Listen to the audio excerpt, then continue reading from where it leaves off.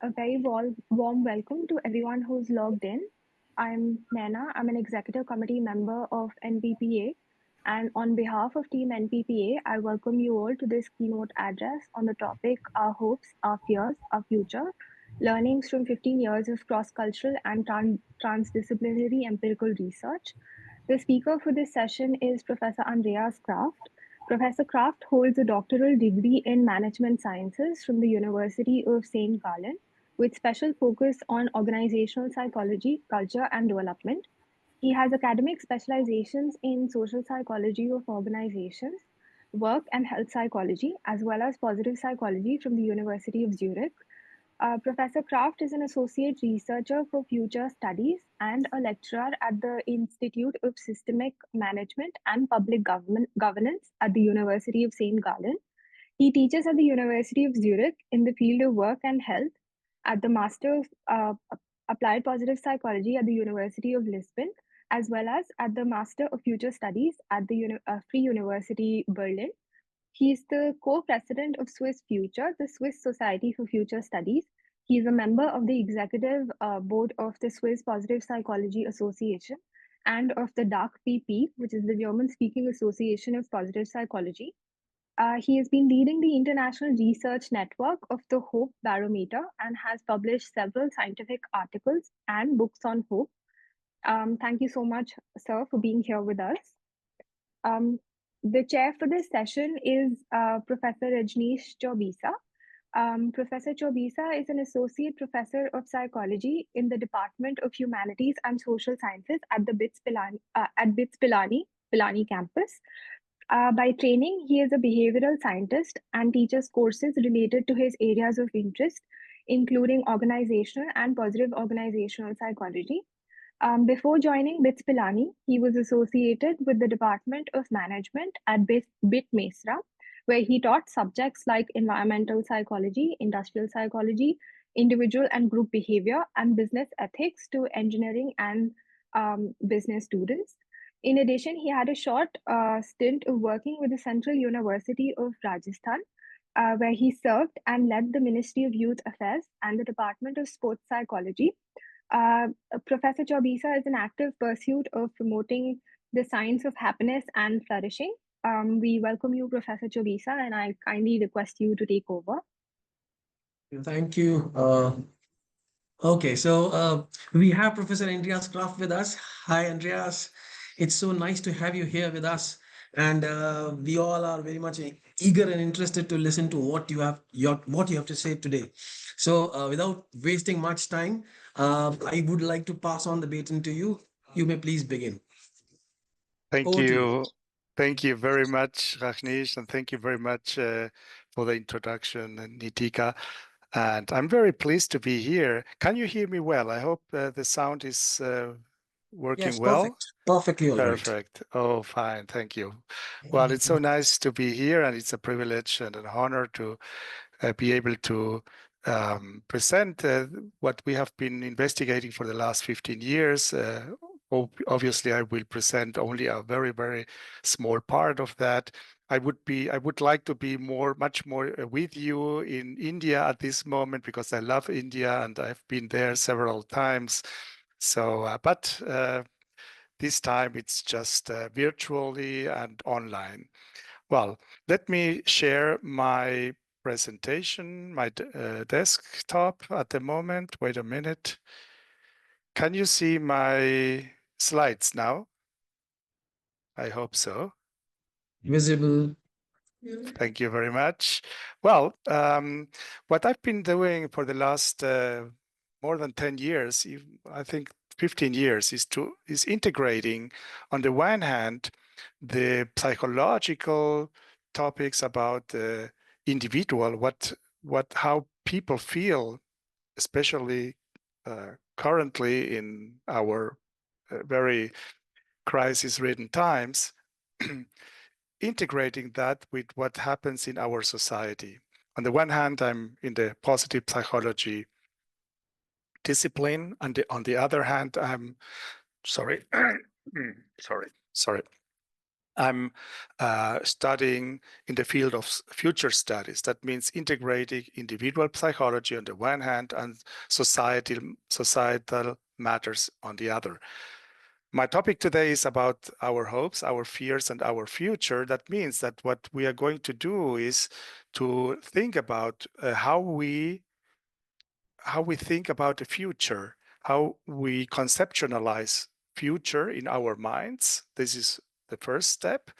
The second step is about what are the consequences for our lives in terms of our fears, our worries, and how important the topic of hope and the phenomenon of hope is in the current times.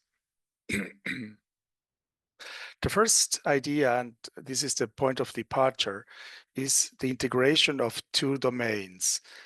Firstly, all of us, everybody, consciously or unconsciously, explicitly or implicitly, usually ask ourselves very existential questions about who we are, how we see ourselves, for example, in terms of self-worth or self-confidence,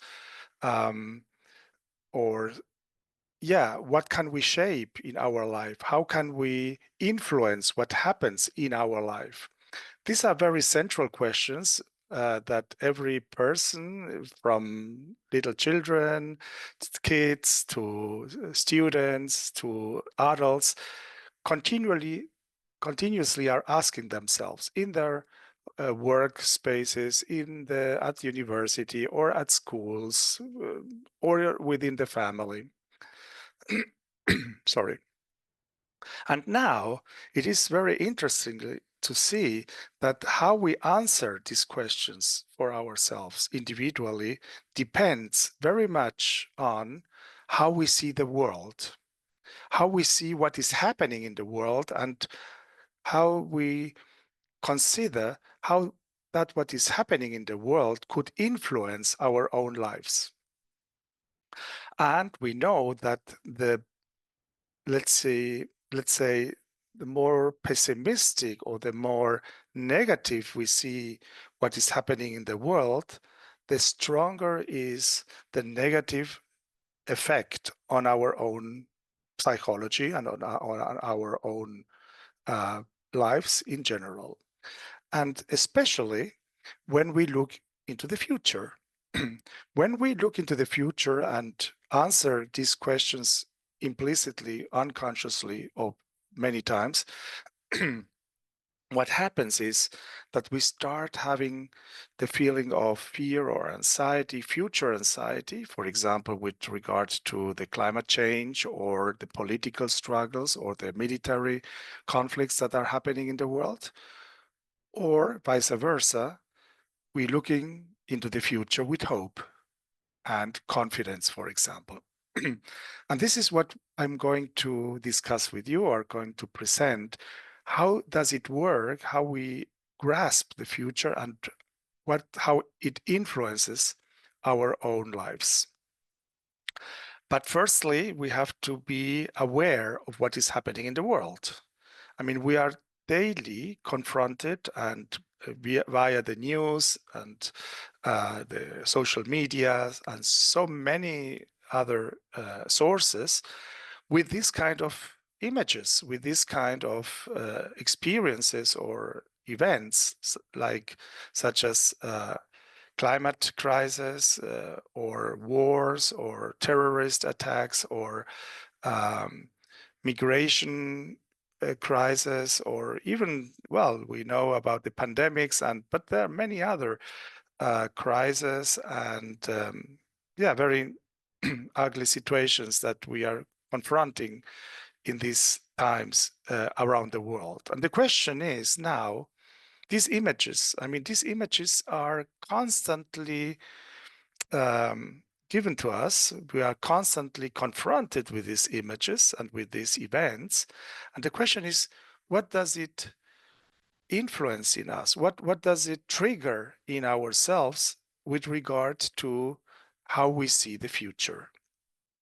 And now we have to come to the question, well, how do we think the future, basically, psychologically speaking?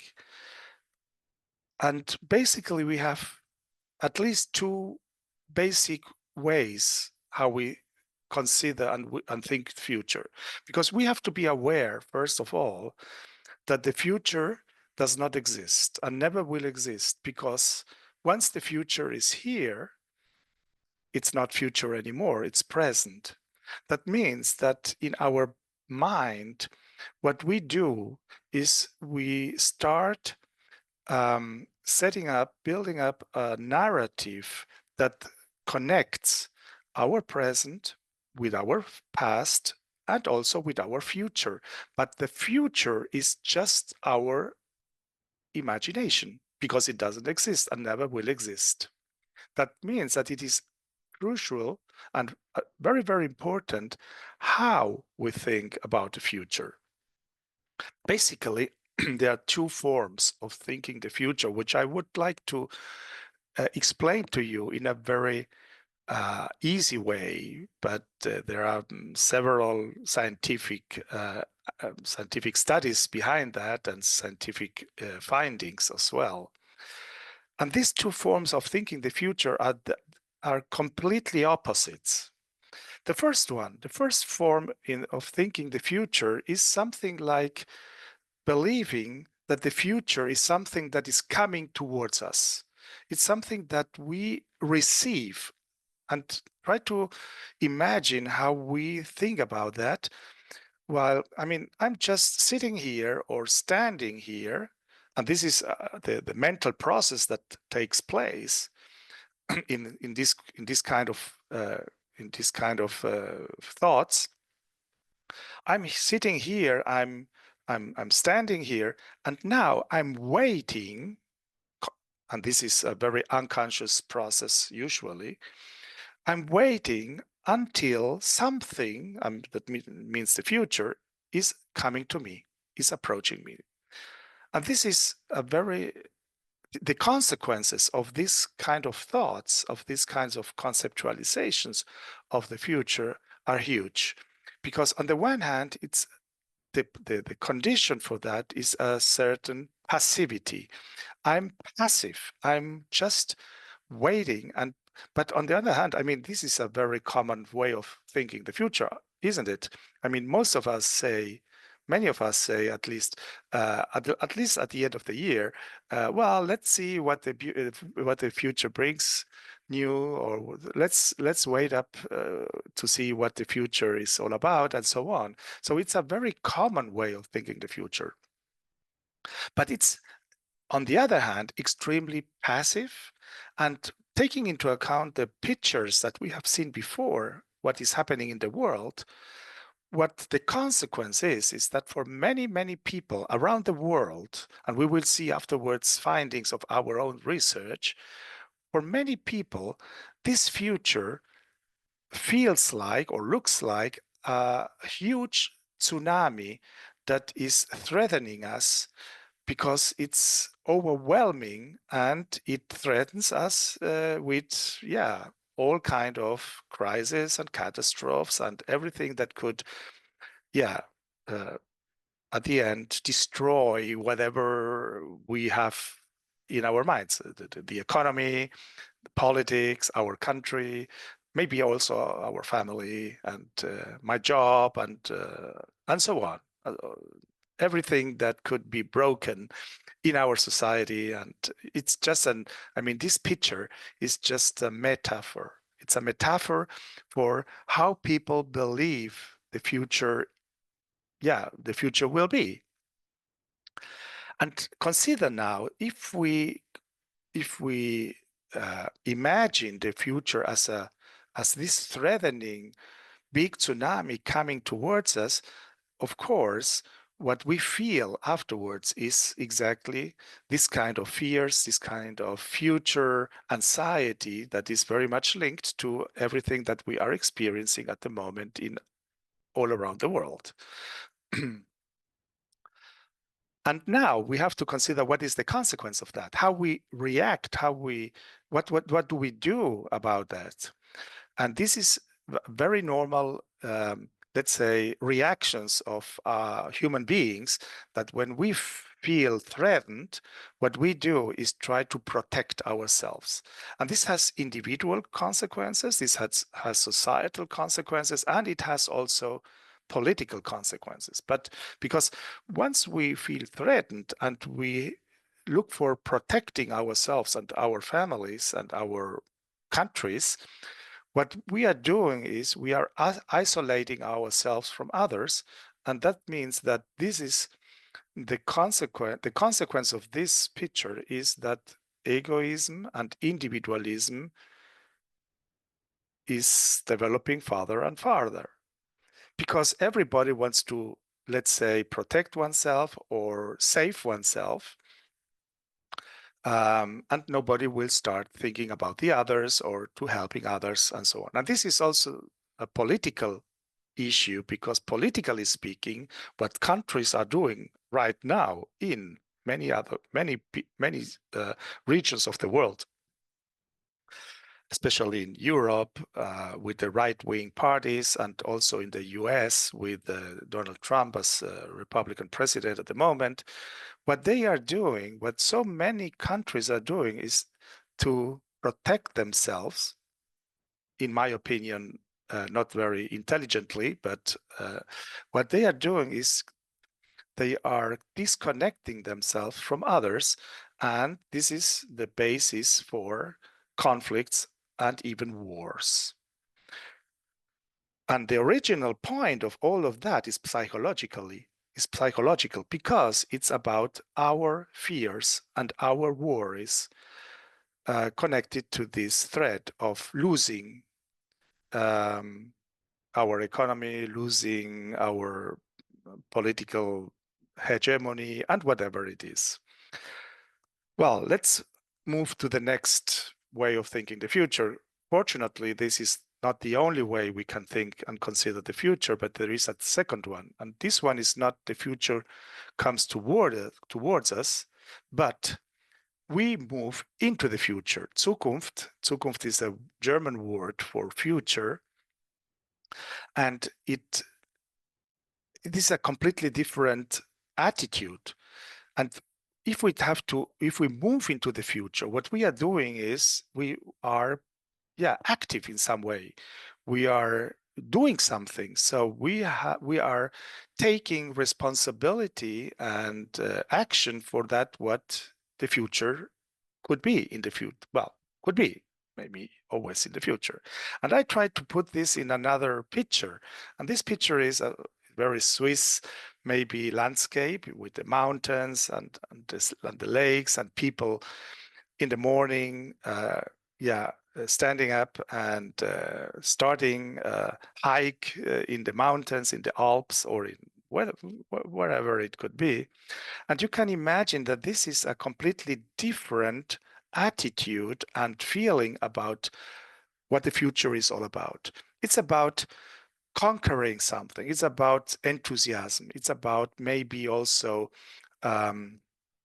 some positive discovery of something new, and especially of fostering of developing something. So we put ourselves in motion. We start moving ourselves, and the first thing that we have to, and I mean, we have to do it together, because this is not a Sunday walk. I mean, it's not just a nice walk in, I don't know where, in a very quiet landscape or in nature, but it's probably a very risky, even dangerous, in a very dangerous,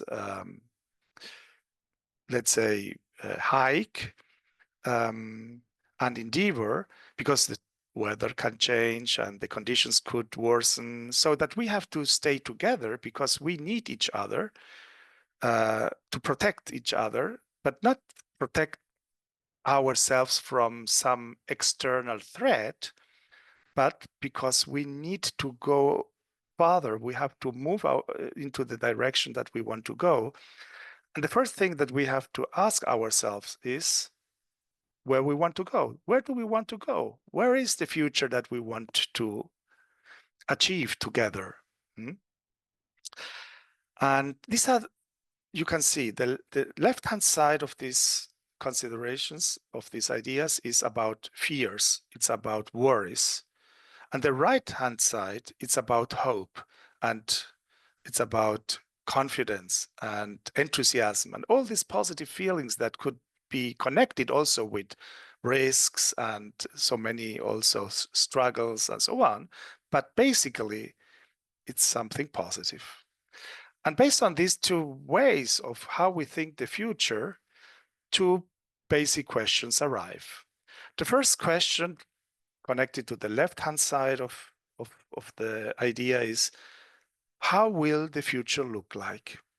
And this is what journalists ask me usually when they ask me how when something is happening, for example, the pandemics or the war in the Ukraine or in Israel. And my question is, I mean, I'm a futurologist or a future studies scientist, but I must say, I don't know. I don't know how the future will be, because we are not able to predict the future. And not only that I'm not able to tell anybody how the future will be, I also say that this is the wrong question. Because if we want to go into the future instead of waiting passively that the future will come and will happen to us, the question that we have to ask ourselves is not how will the future look like, but how should the future look like? And psychologically speaking, these are two different mechanisms. The left-hand side, the question, how will the future look like? It's about prediction. This is a psychological function that we are able to do. We can try to predict the future. But the right hand side of this picture, it's not about this the question about how should the future be or how could the future look like. It's not about prediction, but it's about prospection.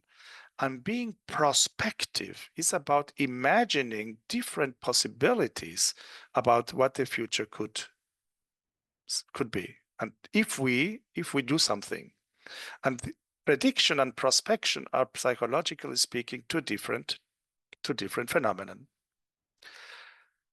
Now I will show you a couple of results of our survey that we have performed last year, and I put together data from India. And thank you very much, Rajneesh, for always working together with us and being a great team. And I will also compare the results for India with the results for Switzerland. And we have many more people participating in Switzerland this year than in India. But I think it is just food for thought. I mean, we are not a representative target. We don't have representative data sets of the population, at least not in India. A little bit better in Switzerland, but it's just it's about looking at how people believe the future will be or should be. And let's start with the first question, the likelihood of how the future will be. This is the question we ask the people. Try to imagine in 20 years' time, in the year of 2044, how the future will be in the world, not only in your country, but around the world.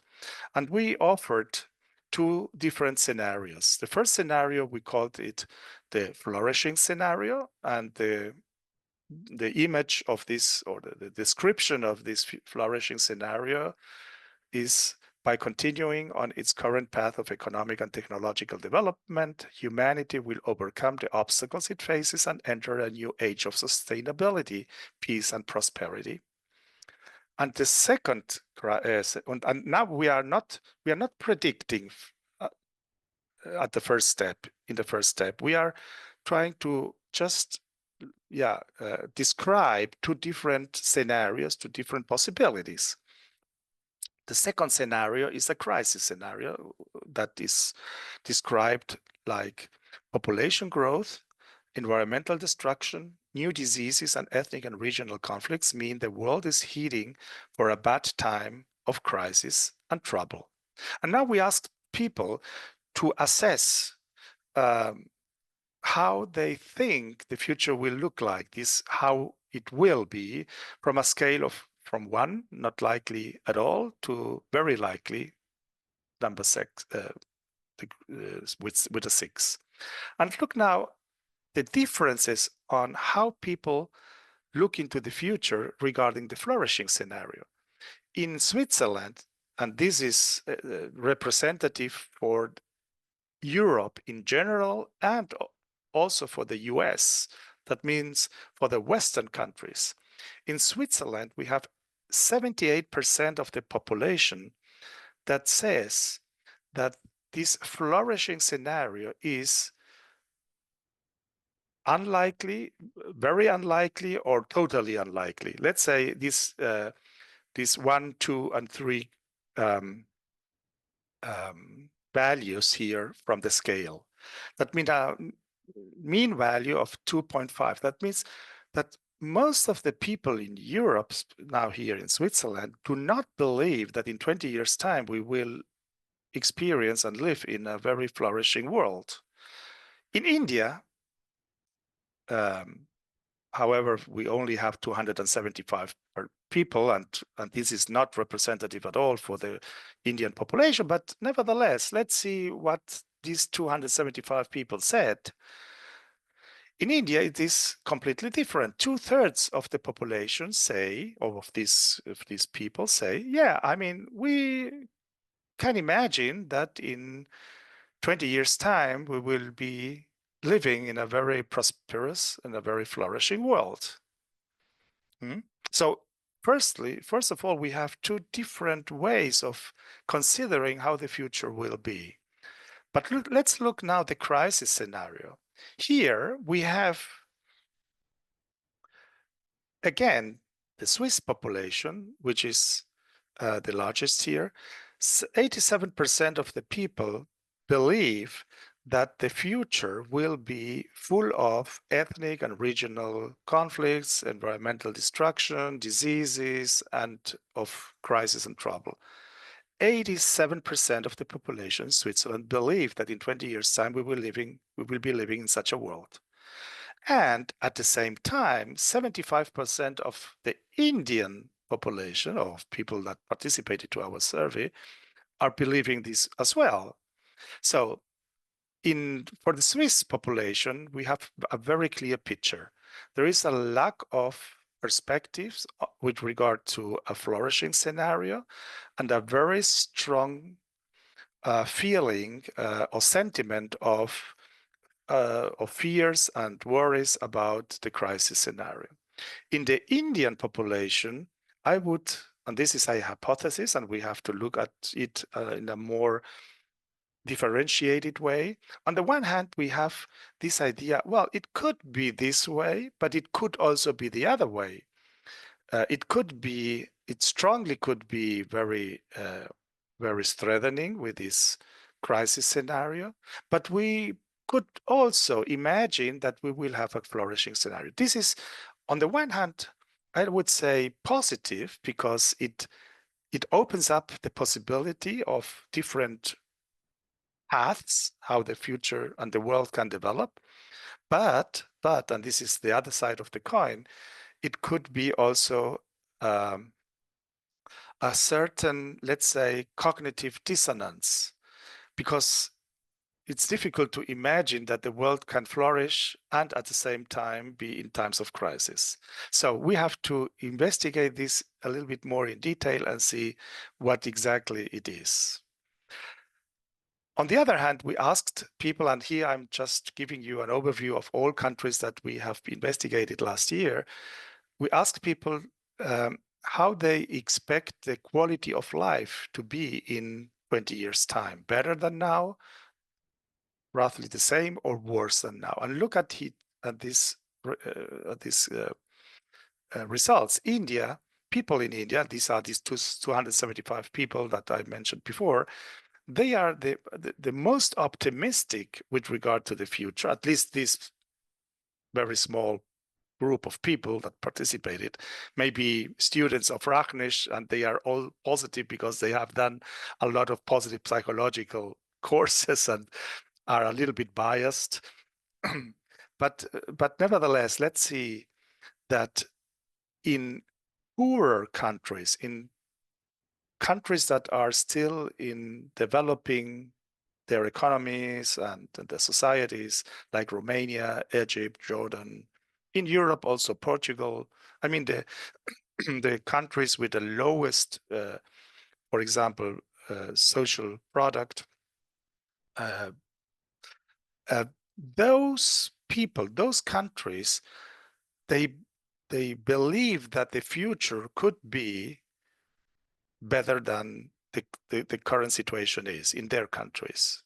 This is about their countries. It's not about the world in general.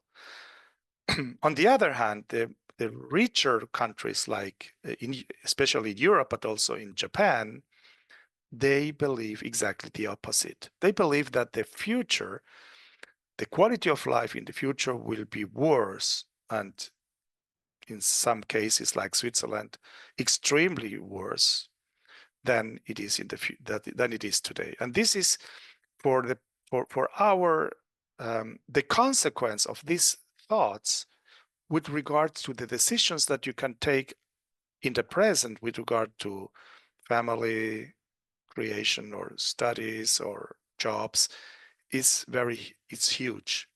And we are living in a certain, let's say, historical time in history in the world. And I just took a couple of movies that our young people, especially maybe I have two children, 26 and 24 of age, and many young people, they see these movies. And these movies are this Edge of Tomorrow, the Black Mirror, The Darkest Minds, District 9, or Ex Machina, or 3%. These movies are a genre that is called dystopian movies, dystopian stories of the future. Dystopias are, the word dystopia has two parts. This is bad, the prefix this, and topia is topos, it's place. That means that we are living in a world where many people are considering that the future will be a bad place to live in. Dystopian, this is this idea of dystopian future. And the question is, what does it do with us, especially with our young people? And how we react to it. Let's see now the idea of anxiety. We know that anxiety is a very basic emotion, and that it is triggered by uncertainty, by stress, by threats that we experience. But what does anxiety and all forms of anxiety, also worries and sorrows and so on, what are the consequences of that? Basically, that our perspectives, they become focused on the negatives, on the lion, on the tiger, and this is because of the evolutionary process that our ancestors had to deal with these threats, with these situations, and this was existentially important, and they had to focus only on this threat, only on this negative experience.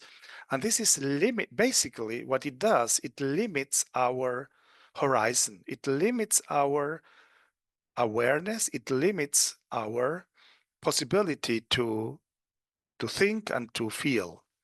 And basically what it does, the consequence in the physical and also psychological level, is we are tense, we have difficulties to concentrate, we have a big arousal, we are nervous, we lose our capacity of love, and we are anxious, and we are ruminating and restless, and also maybe angry, and so on. The phenomenon is now the same like hundreds or thousands or millions of years ago, or centuries ago. The process is exactly the same. In the past, it was the tiger or the lion, but, and this is the difference, now it's not this threat anymore, but it's the future. The threat, it's not something concrete, it's not something that is. It could be also if we are confronted with a crime, no question. Of course, there are also very concrete threats in our life, could be in our lives. But we are talking now of the threat and the anxiety that is emerging because of this conceptualization of the future. And now usually we say that the psychological reaction to a threat is shock, escape, or attack. But now let's consider that this is not possible anymore. This is not functioning, because who I'm going to attack? I'm not able to attack the future. From whom am I escaping? I'm not able to escape the future at all.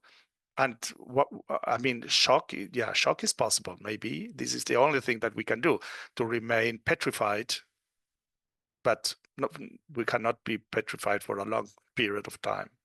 That means that our thoughts about the future is developing or is triggering in us, we are not able to cope with it in a normal way. And these are the reasons why we are confronting more and more conflicts in our societies, at personal level, at societal level, but also at international level, between countries or between different, even continents. And the origin of all that is this feeling of anxiety and threat with regard to a very, very, let's say, nebulous idea of how the future could be. And look at this. This is the consequences. The consequences are that I now calculated correlations, bivariate correlations between our thoughts about the future, in this case, this flourishing future and the crisis future, and our own well-being. And we can see that there is a positive correlation, especially with social well-being. That means the feeling that I'm part of a society and I can contribute to society. I believe that society is a good place to live in, especially to social well-being, but also to psychological and hedonic well-being. There is a positive association with this idea of the future as flourishing, and there is a negative correlation, especially also, again, the social well-being with the crisis future. That means the lower we expect the world to flourish in the future, the lower is my own hedonic, psychological, and social well-being. And the more I believe that the future will be a crisis scenario, the lower I will feel well in a hedonic, psychological, and social way. And the effect sizes tell us something very interesting. It's not just the fear of a bleak future, but the lack of belief in a flourishing future that impairs well-being in the present. You can see that the effect sizes of the positives of this positive future are higher than the effect sizes of the negative future.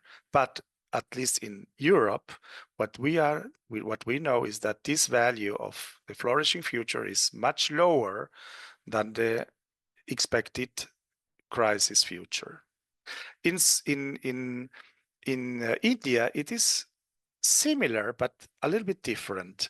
It is similar with regard to the flourishing future, but there is no statistical, there is no significant correlation between the crisis future and well-being. That means either people are not aware of what is really happening, or they can really protect themselves psychologically very well from these negative thoughts about the future.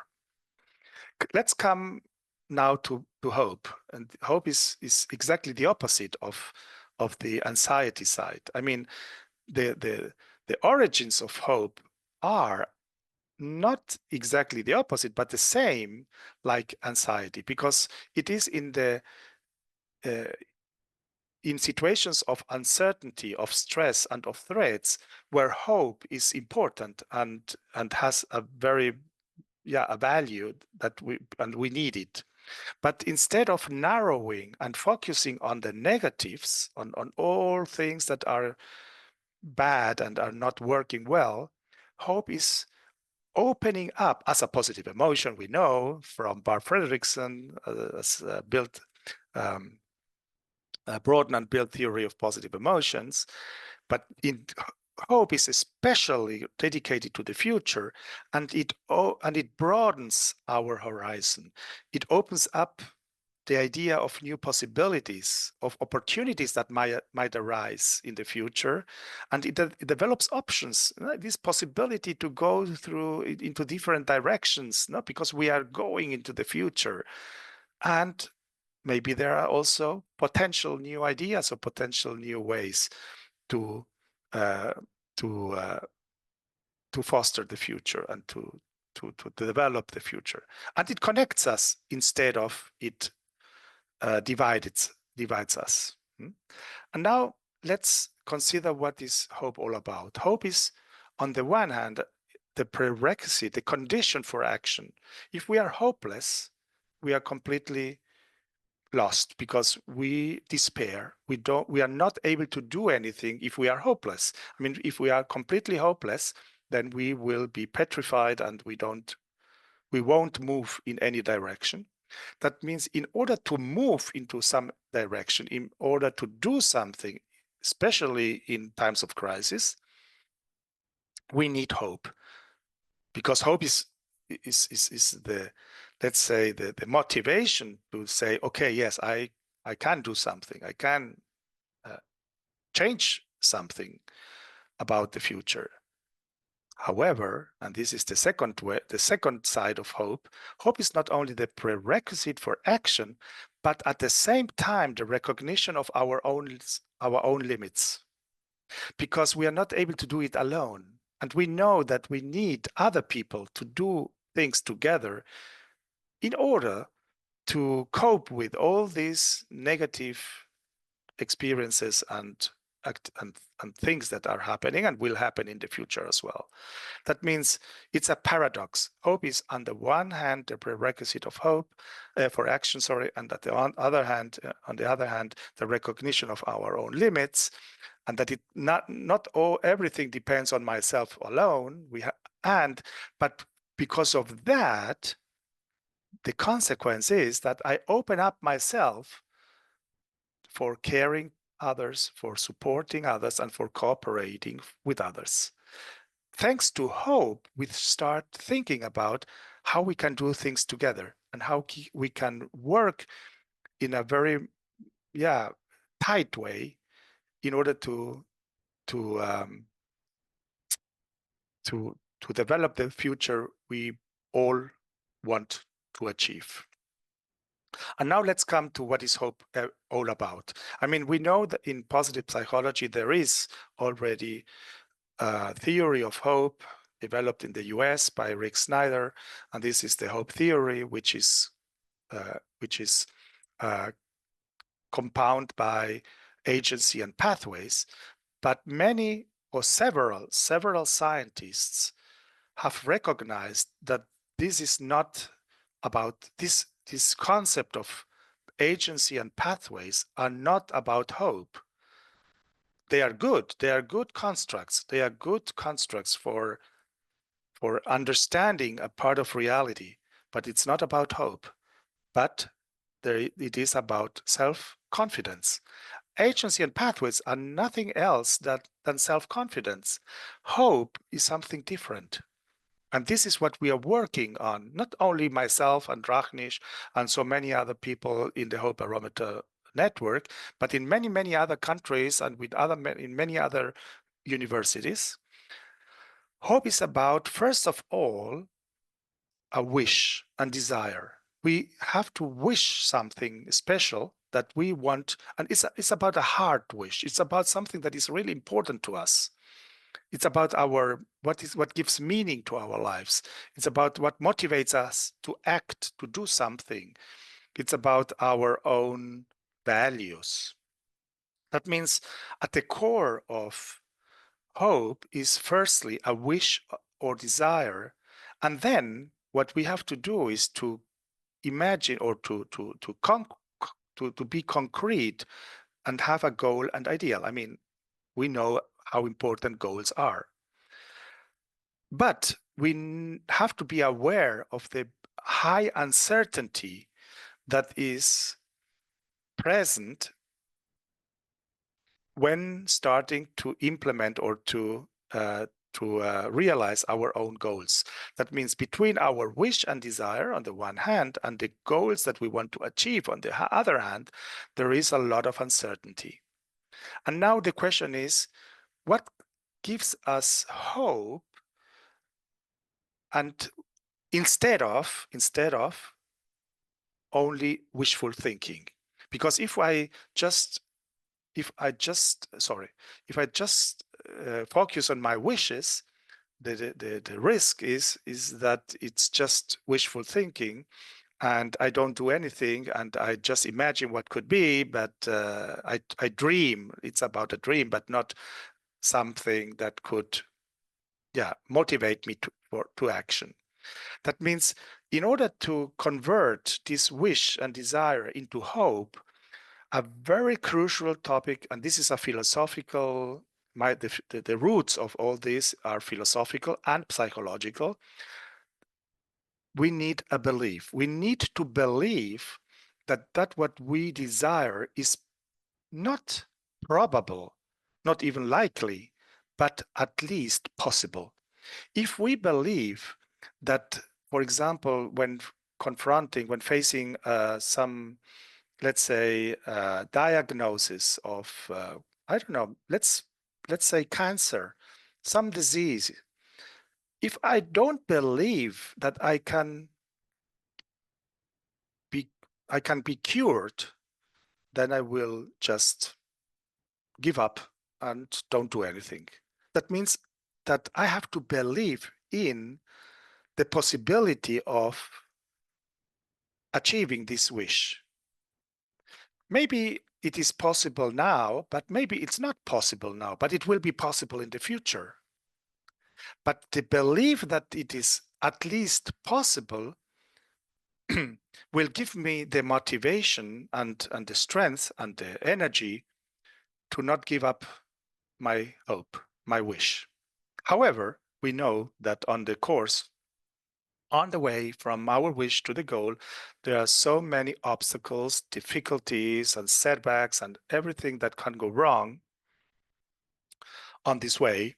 And the question is, what do we need in order to not lose this belief, in order to continue believing, even though it is completely difficult, seems sometimes even impossible, but it's not impossible.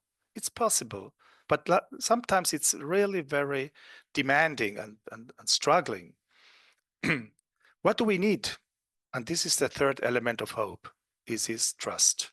It is trust in our own strengths, in our own capabilities, in our own, let's say, abilities to do something. But not only that, it's about trusting in other resources. That could be other people, our family, our friends, our professors, our politicians, but also trusting maybe a higher power. It's about trust that we will be able, or other people will be able, that will support us in overcoming these obstacles and difficulties in order to make this wish and desire a reality. And this wish, together with the belief and beliefs about world views and self views, how I see myself and how I see the world, together with trust, which is the psychological point, the psychological mechanism to be self-confident and self-appreciative, and but also in the phenomenon that helps us to stay together and to work together in a positive way. These three elements, the wish, the belief, and the trust, are the prerequisites, the conditions for willpower, the power to stay engaging ourselves, to continue engaging ourselves and not to give up. This could be at an individual level, my hopes, my beliefs, my wishes, my trust in myself, my self-confidence, but we know that this is not enough. We need other people. We need relationships. We need the society. And this is the belief that we can do it together, and the belief that I put in you and the trust that I deposit on you that will help us, but also a higher power, nature, God, spirituality. This is the belief that is something higher and bigger than ourselves, and the trust in a higher power that could work with us and for us positively. And this is also very important. And look at this. Basically, these three dimensions are interconnected. I mean, we have on the one hand the wishes and beliefs and trust, and on the other hand, we have different dimensions on hope. And these dimensions are the personal, I hope for myself, and so on. This is what positive psychology has done until now. Positive psychology has concentrated just on that, let's say, important, central, but very tight, very limited dimension. Because hope is much more than the person. Hope is also about social relationships. And when believing in other people, what I'm doing is not only transmitting them a sense of hope, but I'm also nourishing and fostering my own sense of hope. And the same thing happens with our community. If I engage myself in the community and I do something for the community, what I'm doing is transmitting hope to others, but also nourishing my own hope. And the same thing happens with the planet. If I engage in something ecological, in something, let's say, sustainable, what I'm doing is fostering hope, developing hope for others and myself. And the same happens with the higher power and spirituality. And look at this. These are our results of regression analysis. On the one hand, we analyzed, and this is 2 years ago, what gives people hope. And we have a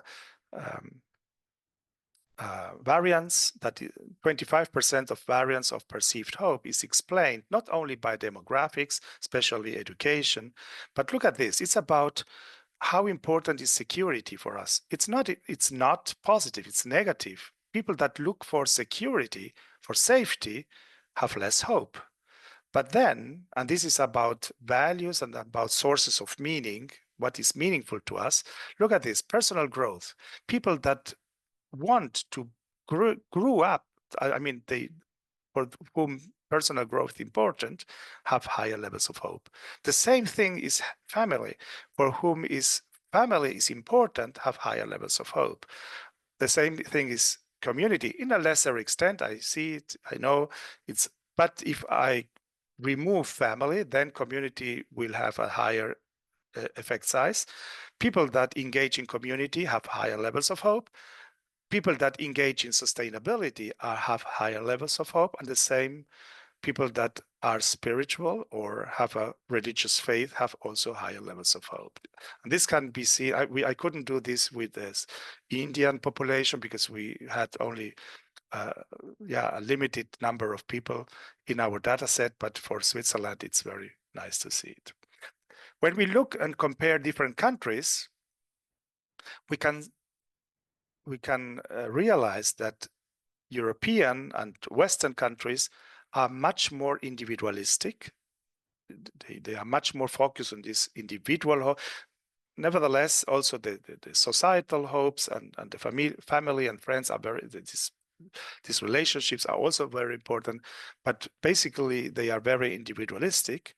Other countries like Colombia, Poland, Portugal, Spain, Italy, these are the, with the exception of Poland, but the other one are the Latin countries. They are much more focused on the relationships for their hopes. And other countries like India, Nigeria, South Africa, that means African and Asian countries, they have a strong source of hope in this transcendent and also religious point. Let's come to the end. I see that my time is coming to an end. Do you remember the first question that these two questions, how will the future be and how should the future be? We asked the people I will present the results for India and Switzerland. We asked the people about what kind of future is desirable, not likely, but what do they wish for the future? And we again give two scenarios to assess.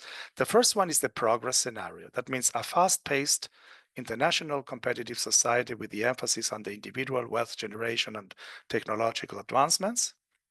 And the second one is the sustainable scenario, a greener, more harmonious society where the emphasis is on cooperation, community, family, more equal distribution of wealth, and greater economic self-sufficiency. And we ask people to say, okay, on a scale of 1, not desirable at all, to 6, very much desirable, what would you say for these two futures in 20 years' time?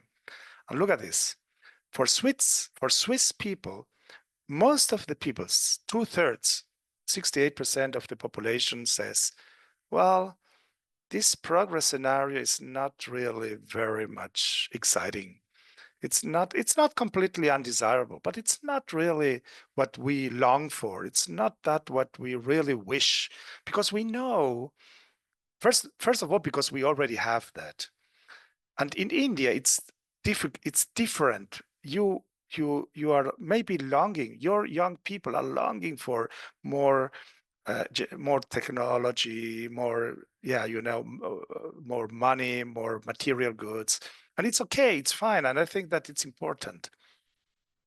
But we are now considering completely different, or not completely, but at the first glance,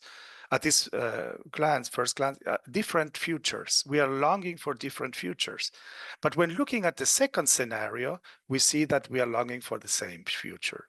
We are longing for a sustainable future, which on the other hand should be also, let's say, materially, from a materialistic point of view, also positive. And now the question is, what is stronger, our fears or our hopes? And let's come to a very good, I hope, a very interesting definition of collective hope. Collective hope is understanding collective hope as the shared desire for a better future, not only for oneself, but for the entire social community and the planet. The belief that a better future for all is possible, but not necessarily guaranteed or even likely. And the trust in the human capacity to cooperate and support each other towards the realization of a better world, despite current struggles and challenges. That means hope is about openness for new. We have to be curious, inventive, creative, but at the same time, we have to help and support each other. We have to be mindful, caring. So we have to show solidarity with people that will come with us into the future. So future is about this threatening scenario and about this motivating scenario, but future is a gift at the end as well. It's a gift that we receive as long as we live. And let's come to the end. It's all depends about, when talking about the future and hope, it depends about psychological phenomenon of our worldviews and our values. We need to believe in the good. We know that there is a lot of evil in the world, but I'm very convinced that there is also very much good and new opportunities in the world and also in the future. But we need to trust and build up confidence in our capabilities, in the social support. We need also to be open to change, because we need to develop ourselves and our society further, and not only in a technical sense, but in a societal sense. And we need to be aware and mindful with other people and help other people. And this is the prerequisite for willpower. So this is our team in the different countries, and with it, these are the different publications that we have published during the last years. And with it, I thank you very much for your attention. And I know the time is over, but I hope that I could transmit to you a little bit our research findings. Thank you very much. Thank you very much, Andreas, for enlightening us with the idea of hope and making us more hopeful. I guess there are a couple of questions from the participants. If there are any questions, guys, please raise your hand and we'll take up those questions. Do we have any questions? I don't know how much time we have, but we can feel free. We can of course take like 1 or 2 questions, because time is up, but we can take 1 or 2 questions. Yeah, feel free to ask if you want. There is a comment in the chat. Please feel free to post your question. This is Nitika. Thank you. I think they are all overwhelmed or whatever. I don't know. So in that case, let me introduce you to the NPPA board members. We have our founder member, Dr. Kamlesh, Professor Kamlesh Singh. Ma'am, are you there?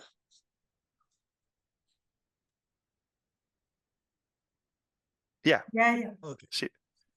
Okay. So let me formally introduce you to Professor Kamlesh Singh, Andreas. She is, of course, my supervisor, and she has been an instrumental force in making, completing my PhD.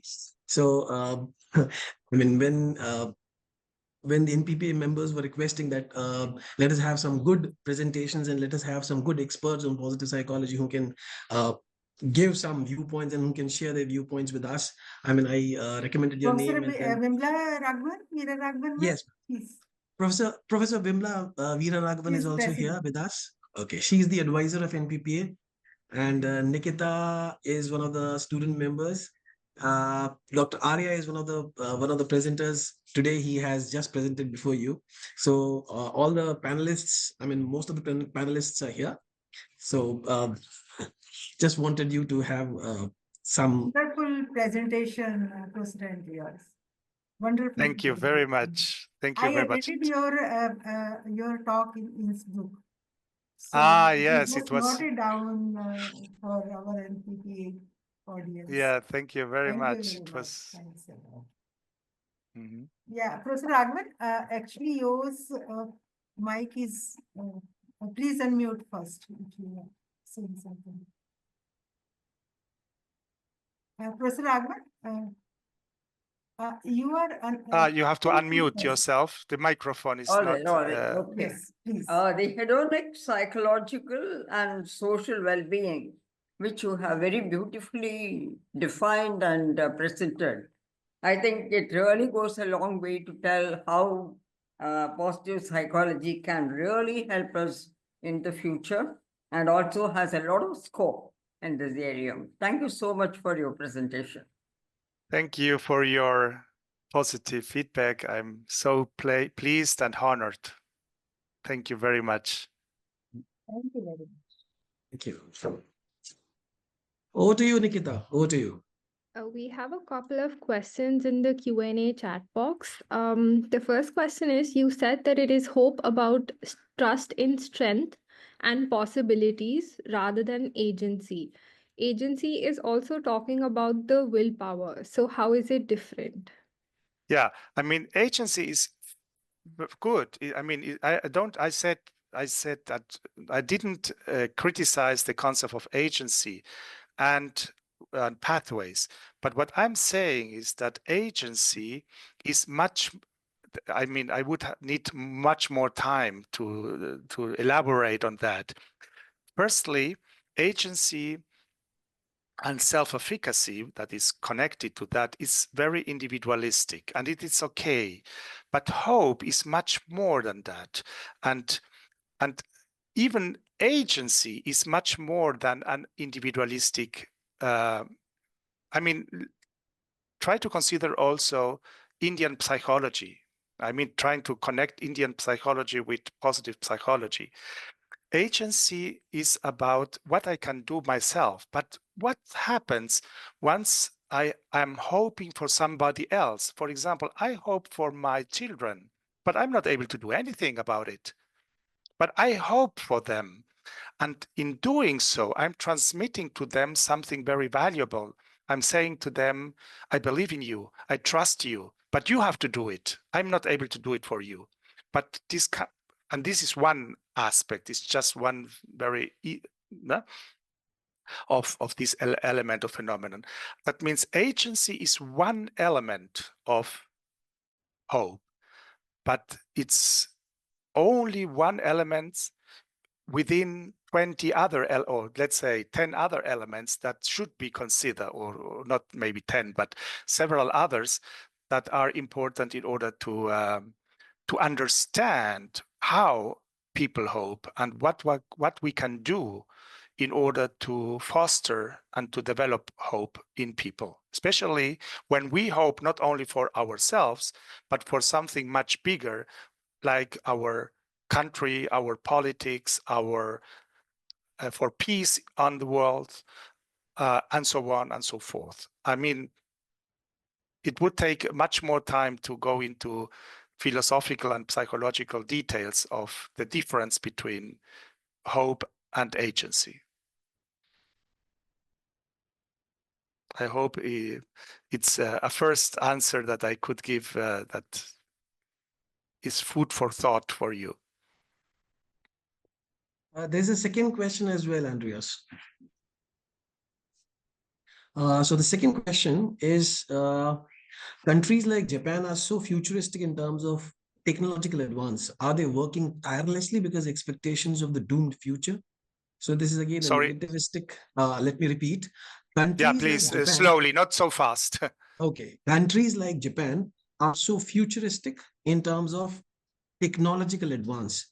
Are they working tirelessly because expectations of the doomed future? I mean, the question is why countries like Japan, they are working tirelessly because they think that the future is so negative. I mean, is it the case? What we see in these countries, especially in Japan, Japan is incredible, but also Korea and many other countries, they are very, they try to solve, maybe, this is a hypothesis, maybe they try to solve these problems that we are facing, everybody, with technological developments. But the technological developments will not solve all our problems. I mean, they are not going to solve our political problems. They are not going to solve our societal problems. Maybe they are going to help us in some way with let's take the artificial intelligence.